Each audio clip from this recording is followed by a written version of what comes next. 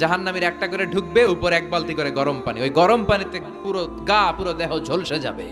এরপরে ফেরেশতারা হাতুড়ি নিয়ে দাঁড়িয়ে থাকবে, পিটানো শুরু করবে। পিটাতে পিটাতে মাসেলগুলোর হাড্ডিগুলো থেতলে যাবে। জাহান্নামের আগুনে জ্বলতে জ্বলতে যখন চামড়াগুলো গোশতগুলো ঝলসে যাবে, রব্বুল আলামিন নতুন করে চামড়ার গোশত গায়ের মধ্যে ফিট করে দিবে। ওই চামড়া গোশত আবার ঝলসাবে, আবার ফিট। আযাবটার মজা যেন ভালো করে টের পায়। একের পর এক শাস্তি শুরু এবার জাহান্নামে। যারা দুনিয়াতে আত্মহত্যা করছে, ছুরি মারছে, ও খালি ছুরিই মারবে। বিষ খাইছে, খালি বিষ খাবে। যে মেয়েগুলো ওড়নায় গলা পেঁচিয়ে এই আত্মহত্যা, তারা জাহান্নামের রশিতে আর ওড়নায় খালি আত্মহত্যা করতেই থাকবে।